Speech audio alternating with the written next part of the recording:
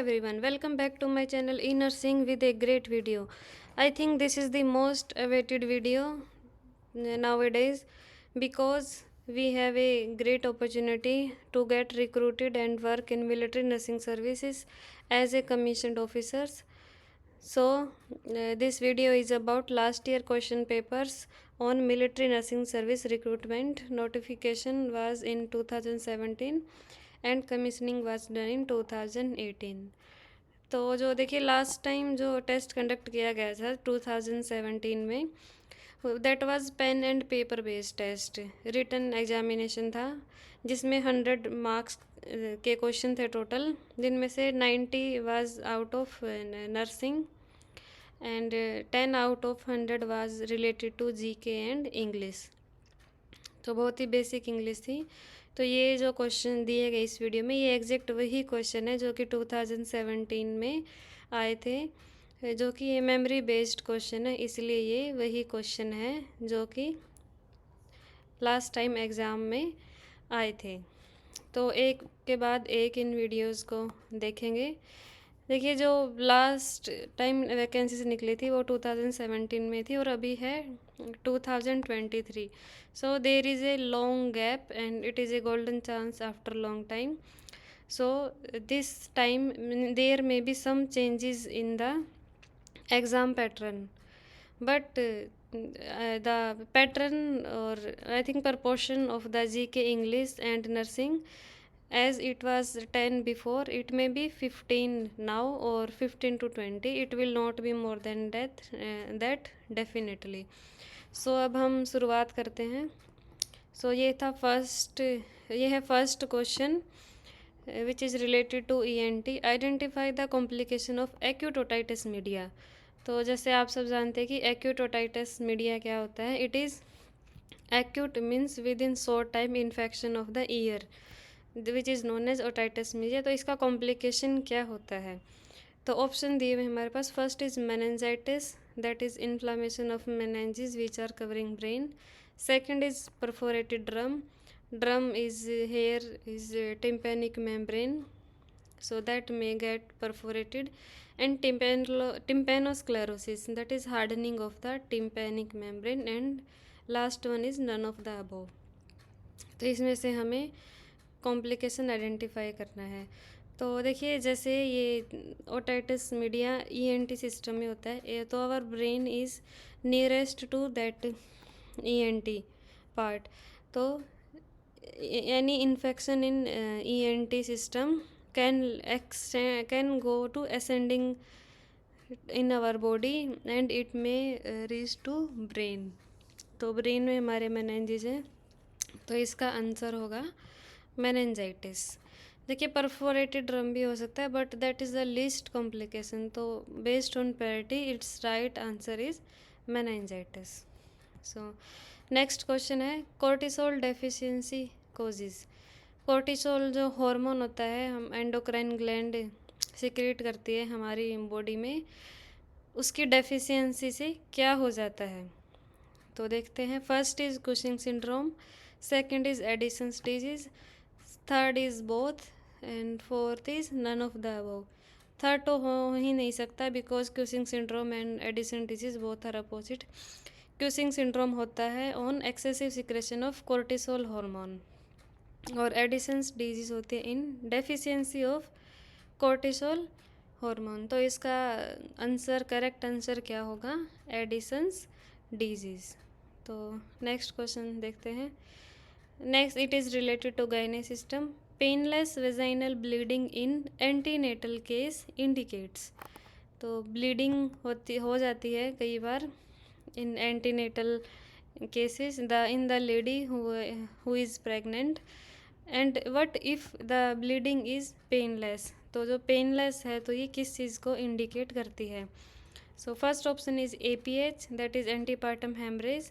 Second is PPH, postpartum hemorrhage, placenta previa, and none of the above।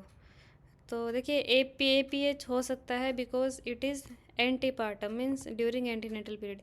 PPH तो हो ही नहीं सकता क्योंकि हम ANC पीरियड की बात कर रहे हैं और PPH होता है आफ्टर डिलीवरी, इसलिए इसको बोला जाता है postpartum. So third one is placenta previa. APH का मतलब होता है कि कोई भी हेमरेज जो during through out the pregnancy any time हो सकता है, तो वो हो सकता है, तो उसमें पेन भी हो सकता है। लेकिन जो प्लेसेंटा प्रीविया है, अगर उसमें ब्लीडिंग होगी तो दैट विल बी पेनलेस। ये किसको इंडिकेट करता है? प्लेसेंटा प्रीविया को। प्लेसेंटा प्रीविया क्या होता है? जो हमारी जो वेजाइना का इंटरनल ओस है उस पर प्लेसेंटा इम्प्लांट हो जाता है। यूजुअली क्या होता है, जो यूट्रस का फंडस पार्ट है, अपर पार्ट है, वहाँ पे प्लेसेंटा एडहियर हो जाता है। लेकिन प्लेसेंटा प्रीविया एक ऐसी कंडीशन है जिसमें वो अपर साइड की जगह जो यूट्रस का लोअर सेगमेंट है इंटरनल ओस के पास अटैच हो जाता है। तो उसमें जो बेबी का वेट है और एमनियोटिक फ्लूइड का प्रेशर, उसकी वजह से कई बार प्लेसेंटा की जो आर्टरीज और वेन है वो डैमेज हो सकती है और it may lead to bleeding per vaginally which will be painless. So इसका आंसर होगा प्लेसेंटा प्रीविया। हाँ जी। तो देखिए, आप सोच रहे होंगे कि आजकल जो एग्ज़ाम कंडक्ट किए जाते हैं वो तो 3-4 लाइनर होते हैं, लेकिन ये बहुत ही सिंपल और डायरेक्ट क्वेश्चन है, तो इतने इजी क्वेश्चन आते होंगे क्या? तो देखिए, जो लास्ट टाइम एग्ज़ाम हुआ था उसमें बिल्कुल सेम ऐसे ही क्वेश्चन थे। डिफ़िकल्टी लेवल बहुत ज़्यादा नहीं था, ना ही नेगेटिव मार्किंग थी। नेगेटिव मार्किंग तो इस बार भी नहीं है, और लेकिन जैसे नेगेटिव मार्किंग नहीं है, इजी क्वेश्चन है, तो उसमें कट ऑफ बहुत ही हाई जाती है। तो ऐसा नहीं है कि इजी क्वेश्चन है तो ये एग्ज़ाम बिल्कुल ही इजी होगा। और डायरेक्ट क्वेश्चन भी आएंगे, लेकिन कुछ क्रिटिकल थिंकिंग क्वेश्चन भी आ सकते हैं, बट वो बहुत ज़्यादा रेशो नहीं होगा क्योंकि लास्ट टाइम भी ऐसे नहीं आए थे।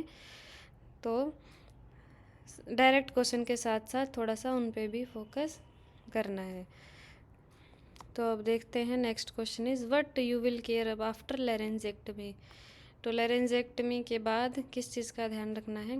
Patent airway, hand washing, stoma cleaning and none of the above. तो ये वैसे तीनों ही चीज़ें ध्यान में रखने वाली हैं, लेकिन ये प्रायोरिटी बेस्ड क्वेश्चन है। तो मोस्ट इम्पॉर्टेंट क्या है? जैसे कि हमने पढ़ा है ABC, airway, breathing and circulation.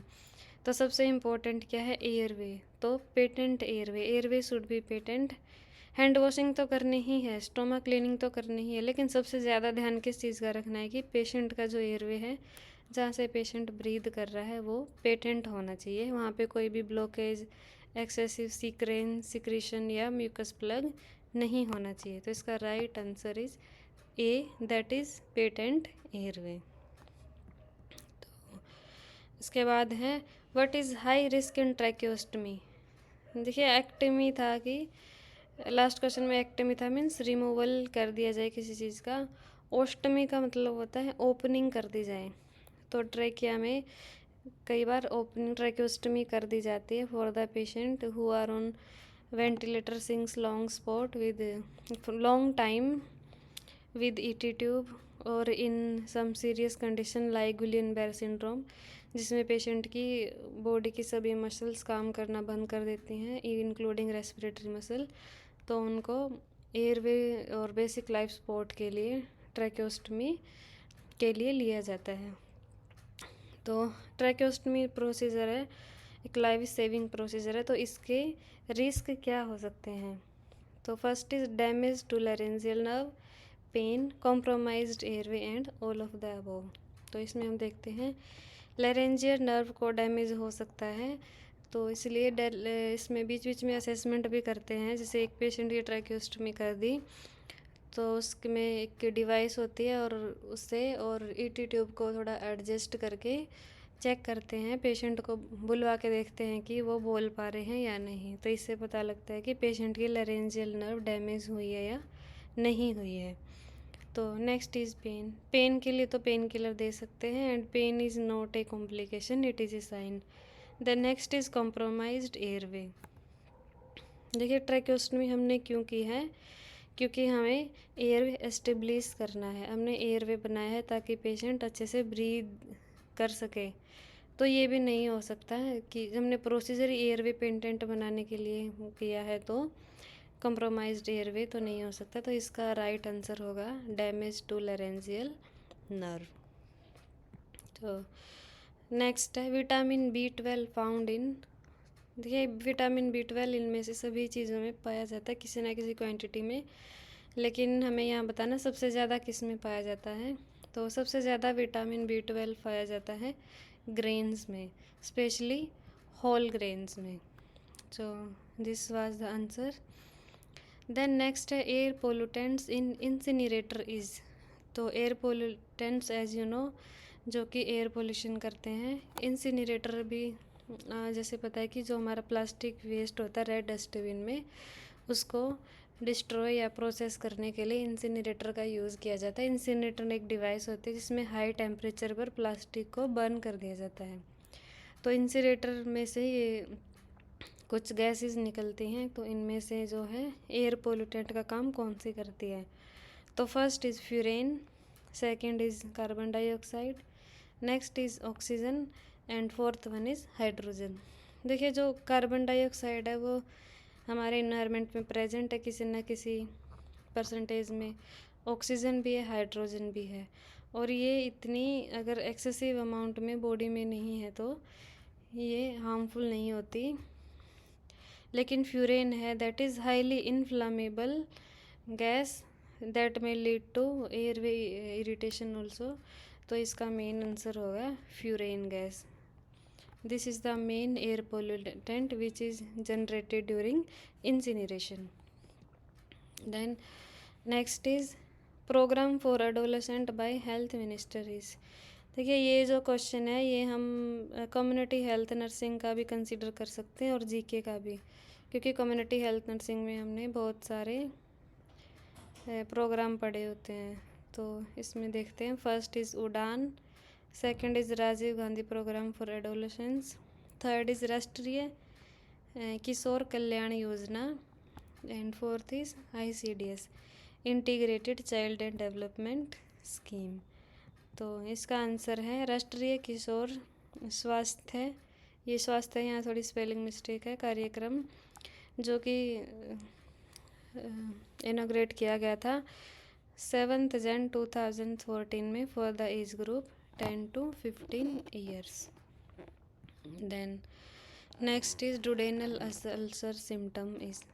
Duodenum कौन सा पार्ट होता है, वो पार्ट जो इंटेस्टाइनल का फर्स्ट पार्ट होता है जो स्टमक की एंडिंग से स्टार्ट हो जाता है और इंटेस्टाइन की जस्ट स्टार्टिंग पे होता है, हाँ ये सी शेप का, तो वहाँ पे अल्सर हो जाते हैं तो कई बार। तो उसका सिम्टम क्या है वो बताना है हमें। Duodenal ulcer symptom is haematemesis, haemoptysis, melaena, all of the above. तो हेमेटेमेसिस क्या होता है कि वोमिटिंग के साथ ब्लड आना, haemat is blood, emesis is vomiting. Next is haemoptysis, haemoptysis होता है कि स्पुटम के साथ ब्लड आना।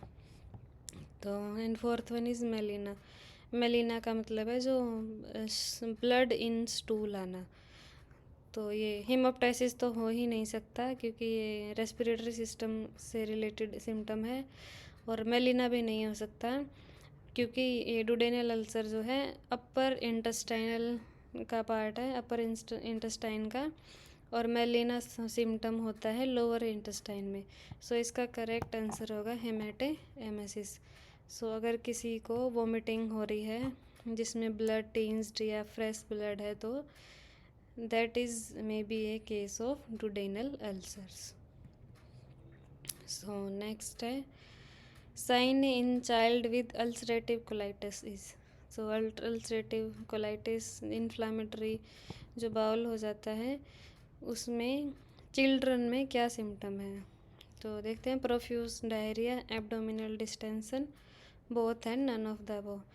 तो जैसे आइटिस लिखा इन्फ्लामेशन, तो जो म्यूकोजल लेयर है वो इंटेस्टाइन की वो इरिटेट हो जाती है, तो it may lead to profuse diarrhoea.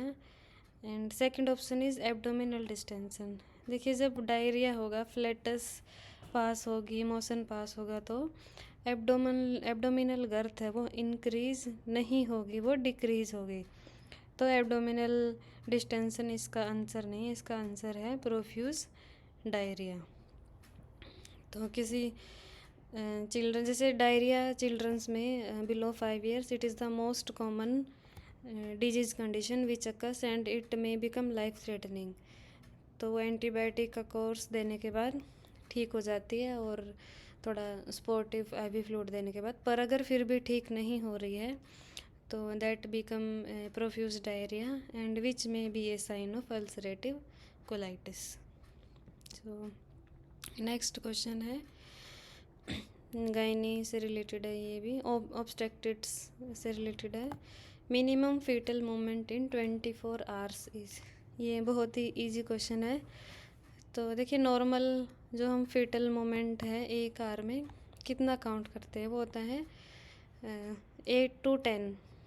So 24 our में तो कितना हो गया, जैसे 24 को 10 से काउंट करेंगे तो हो गया 240।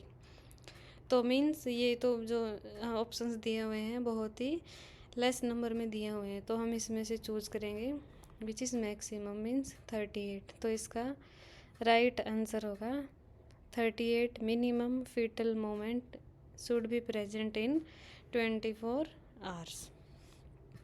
सो नेक्स्ट है, primary cause of hypertension is.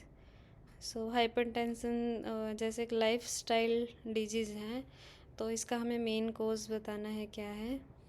तो ineffective health maintenance, effective health maintenance, irregular medication. तो इरेगुलर मेडिकेशन हाइपरटेंशन का कॉज नहीं है। हाइपरटेंशन होने की वजह से मेडिसिन लेते हैं, और अगर इरेगुलर मेडिसिन लेंगे फिर बीपी ज़्यादा हो जाएगा, तो एसेलेटेड हाइपरटेंशन होता है, न कि ओनली हाइपरटेंशन। तो ये नहीं है। Then as I said it is a lifestyle disease. तो इफ़ेक्टिव हेल्थ मैनेजमेंट नहीं हो सकता, इसका आंसर होगा इनइफेक्टिव हेल्थ मेंटेनेंस। अगर कोई अच्छे से प्रॉपर हेल्थ मेंटेनेंस नहीं कर रहा है, ओवरवेट है, वेट इंक्रीज़ होता जा रहा है, ओबीज है, तो उनको हाइपरटेंशन हो सकता है। तो इसका correct answer is ineffective health maintenance. तो उसके बाद है नर्स यूज़ क्रिटिकल थिंकिंग इन। देखिए नर्सिंग एक ऐसा प्रोफेशन है कि जिस पे हमें कई बार जो हमारी टीचिंग्स होती हैं नर्सिंग की थ्योरी में जो हम पढ़ते हैं उससे भी थोड़ा ज़्यादा सोचना पड़ता है, कुछ ऐसे प्रोसीजर करने पड़ते हैं, जैसे specially well working in critical care nursing like in ICU. तो उस टाइम हमें क्रिटिकल थिंकिंग यूज़ करनी होती है। तो इनमें से कौन सा ऑप्शन है जिसमें बताया गया है कि जिससे हमें बताना है कि इनमें से किस में क्रिटिकल थिंकिंग का यूज़ करना है। तो first option is priority the day schedule. Day को शेड्यूल करने में कि डे के स्टार्टिंग में क्या काम करेंगे, आफ्टरनून में क्या करना और इवनिंग में क्या करना है। Then indenting is procurement of medicine from medical store. Then reporting and recording and medication. तो इनमें से कौन सी कंडीशन है जिसमें थोड़ा सा भी हम अगर लापरवाही करेंगे तो पेशेंट के लिए लाइफ थ्रेटनिंग होगा, वो है रॉन्ग मेडिकेशन। सो रिकॉर्डिंग, रिपोर्टिंग, इंडेंटिंग और डे शेड्यूल प्रोवाइड करना, ये सभी इम्पोर्टेंट पार्ट हैं, लेकिन मोस्ट इम्पोर्टेंट है वही है कि मोस्ट ऑफ क्वेश्चन का आंसर हमें प्रायोरिटी देख के चूज़ करना है। रॉन्ग मेडिकेशन, जब भी हम पेशेंट को मेडिसिन देते हैं तो उनके 6 राइट्स पता होने चाहिए। अभी तो 10 हो गए हैं वैसे, लेकिन मिनिमम 6 राइट्स तो हमें कंफर्म करने ही हैं, पता होने ही चाहिए, और रॉन्ग मेडिकेशन नहीं देनी है। तो nurse use critical thinking in medication administration. So next question is 14th question. It is question related to general knowledge and it is very easy question. So Mount Everest is located in which country. ये तो सबको ही पता है कि ये है नेपाल में। तो जीके का भी क्वेश्चन बहुत इजी था। So next is full form of कैसो इन कश्मीर इज़। देखिए ये कश्मीर से और मिलिट्री से रिलेटेड क्वेश्चन है कि जैसे आप लोग अभी मिलिट्री नर्सिंग सर्विस का एग्ज़ाम दोगे तो कुछ जो करंट अफेयर या जो हिस्ट्री है वो मिलिट्री न्यूज़ या हिस्ट्री से रिलेटेड भी आ सकती है। तो जैसे कि कैशो की फुल फॉर्म बतानी है हमें, क्या है cordon and search operation, combined armed search operation, crackdown and search operation, and none of the above। तो इसका करेक्ट आंसर है कॉर्डन एंड सर्च ऑपरेशन। ये 70 आवर लॉन्ग ऑपरेशन चला था जो कि आर्म्ड फोर्सेस के द्वारा लॉन्च किया था in Gulab Bagh which is area of Srinagar. तो जिसमें कि मिलिटेंट्स को सर्च करने की कोशिश की गई थी। सो दिस वाज द ऑपरेशन। तो अभी नेक्स्ट क्वेश्चन देखते हैं। Next is highest civilian award in India is. तो सिविलियन अवार्ड इसलिए लिखा है कि कुछ अवार्ड ऐसे होते हैं जो मिलिट्री में दिए जाते हैं, कुछ ऐसे होते हैं जो मिलिट्री में नहीं दिए जाते।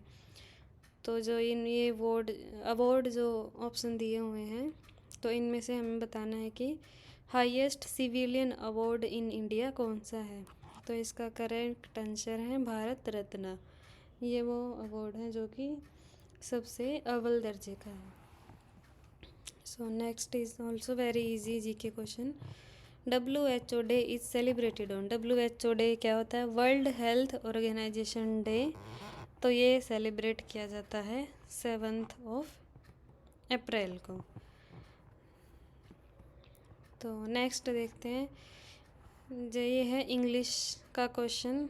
तो इंग्लिश में जैसे सिनोनिमस और एंटोनिमस भी आ सकते हैं। तो लेकिन जो लास्ट टाइम क्वेश्चन पेपर था उसमें सिर्फ सिनोनिम्स ही थे। तो ये था कि फोस्टरिंग का सिनोनिम्स क्या होगा। तो कल्चर, नर्चर और डिमोट। तो फोस्टरिंग का मतलब होता है किसी की केयर करना, उसको अच्छे से रखना। तो इसका मतलब है नर्चर। तो इसका करेक्ट आंसर होगा to nurture. Then next is synonym of stumbling block. तो स्टम्बलिंग ब्लॉक में क्या आ जाता है कि ब्लॉक मीन्स कोई रुकावट। तो हर्डल को हम बोल सकते हैं कि it is synonyms of stumbling block. Then next ये है जो मिलिट्री सर्विस है, उससे मिलिट्री सर्विस नहीं मीन्स आर्म फोर्सेस से रिलेटेड जीके का क्वेश्चन है। Highest rank in Indian army that is field marshal, general, lieutenant general and major general. तो इसका आंसर है फील्ड मार्शल। तो अभी रिसेंटली जो मूवी रिलीज हुई है सैम बहादुर, तो he was the first serviceman who put on the rank of field marshal first time. So this is the highest rank in the Indian army. तो उसके बाद है इंग्लिश का एक और क्वेश्चन। तो इसमें आर्टिकल्स का यूज़ दिया हुआ है कि आर्टिकल चूज़ करना हमने, ये भी बहुत इजी है। आई सा ब्लैंक स्पेस मूवी येस्टरडे। तो ए का यूज़ होता है ए का यूज़ वोवल के साथ नहीं होता। तो एम है जो वोवल नहीं है। तो यहाँ पे आएगा आई सा ए मूवी येस्टरडे। तो इसका आंसर होगा ए। देन नेक्स्ट है Alex is training to be engineer. तो इसमें भी ई है, जैसे ई वोवल है तो इसके साथ यूज़ होगा Alex is training to be engineering, to be engineer. तो यहाँ पे आएगा एन, बी ऑप्शन। ये इंग्लिश भी बहुत ही इजी हाई हुई थी। तो जो बेसिक ग्रामर है लाइक ए एन दी का यूज़, एक्टिव और पैसिव वॉइस, और fill in the word to choose correct fill in the blank, तो इनकी थोड़ी प्रैक्टिस की जा सकती है to clear the examination. So जैसे एक स्पेलिंग मिस्टेक का क्वेश्चन दिया हुआ था, this new bell blank space is for 2018।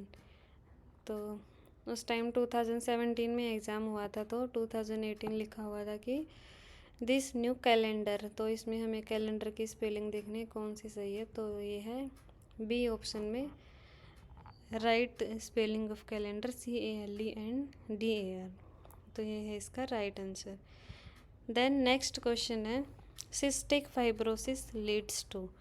Cystic fibrosis से क्या हो सकता है? Poor nutrition, lack of fat soluble vitamins, infertility and all of the above. तो सबसे पहले तो हमें पता होना चाहिए कि सिस्टिक फाइब्रस होता क्या है। तो सिस्टिक फाइब्रोसिस एक डिजीज़ होती है जिसमें हमारी जो स्वेट ग्लैंड्स हैं उनमें म्यूकस प्लग बनने लग जाता है, तो उसकी वजह से उनका जो नॉर्मल फंक्शनिंग है वो अल्टर हो जाता है। तो उससे क्या हो सकता है? पुअर न्यूट्रिशन हो सकता है, जैसे जो हमारी ग्लैंड्स हैं, माइनर ग्लैंड्स जीआई सिस्टम में वो एब्जॉर्प्शन नहीं करेंगी। Then lack of fat soluble vitamin, fat soluble vitamin dissolve कम होंगे, उनका सिंथेसिस नहीं होगा। और इनफर्टिलिटी भी हो सकती है कि जो हमारे रिप्रोडक्टिव सिस्टम में जो सेल्स हैं, अगर ग्लैंड्स हैं, स्मॉल ग्लैंड्स, अगर वहाँ पे भी म्यूकस प्लग हो जाएगा तो वहाँ पे भी क्या हो सकता है? नॉर्मल फंक्शनिंग अल्टर हो जाएगी और इनफर्टिलिटी हो सकती है। तो इसका करेक्ट आंसर है ऑल ऑफ द अबव। तो सिस्टिक फाइब्रोसिस में poor nutrition, lack of fat soluble vitamin and infertility भी हो सकती है। देन नेक्स्ट है ECG changes in digoxin toxicity are. So digoxin एक बहुत ही इम्पोर्टेंट ड्रग है, तो बट इसके कुछ कॉम्प्लिकेशन भी हैं। इसका हमें राइट डोज ड्रग सब पता होना चाहिए, और इसके साइड इफ़ेक्ट क्या हो सकते हैं, कितने टाइम के बाद हो सकते हैं। तो साइड इफ़ेक्ट हो गया कैसे पता लगेगा? जब हमें ईसीजी रीड करनी आएगी। तो उसमें क्या हो सकता है? Prolonged QT interval, prolonged PR interval, ST segment elevation, toll T waves. तो इसमें हो सकता है प्रोलॉन्ग्ड पीआर इंटरवल, जो पी और आर के बीच में इंटरवल होगा ईसीजी वेव में, तो हो सकता है। ये किसको इंडिकेट करता है? ये इंडिकेट करता है सुप्रावेंट्रिकुलर टैकीकार्डिया को। तो जब ये होगा तो पीआर इंटरवल इंक्रीज हो जाएगा। So this was the answer. Then next देखते हैं in triage yellow colour indicates. So yellow colour, triage में कौन कौन से कलर होते हैं? रेड होता है, येलो होता है, ग्रीन होता है और ब्लैक भी होता है।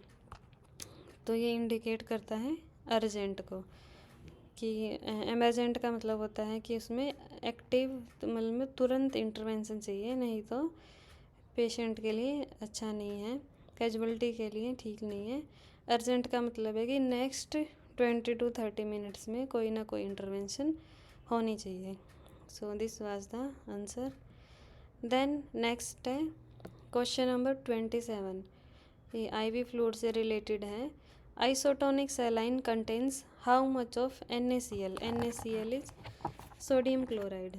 सो आइसोटोनिक सॉल्यूशन कौन से होते हैं? जिनकी ऑस्मोलैरिटी ब्लड के जैसी ही होती है, ब्लड के लगभग आसपास ही होती है। तो जैसे उसका एक एग्जांपल है नॉर्मल सैलाइन। तो जो आइसोटोनिक है उसमें कितनी % होती है? 0.9 ग्राम पर डेसीलीटर, 9.0 ग्राम पर डेसीलीटर, 4.5 ग्राम पर decilitre and none of the above. तो इसका करेक्ट आंसर है 0.9 ग्राम पर डेसीलीटर। सो ये भी बहुत ही ईजी क्वेश्चन था। ये तो आई थिंक जो लास्ट टाइम नॉरसेट हुआ था उसमें भी आया हुआ था। देन नेक्स्ट है primary health care is. Primary health care के बहुत सारे लेवल हैं, प्राइमरी, सेकेंडरी, टर्सरी। तो प्राइमरी हेल्थ केयर का क्या मतलब है? Health for all, health for those who are in need, health for an area of 2000 population and health for children. तो इसका आंसर है हेल्थ फॉर ऑल, मीन्स सबके लिए irrespective of age, colour, caste and area. तो primary health care का means है health for all. Then next question है it is related to psychiatrist, psychiatric. तो who is the first psychiatric nurse? तो I think इसका भी आप सभी को पता है। तो Miss Linda Richards was the first psychiatric nurse who looked after psychiatric patient. So this is the correct answer. Then next question देखते हैं, कोडोन्स आर प्रेजेंट और कोडोन्स किसी स्पेसिफिक जो न्यूक्लिक एसिड है उसको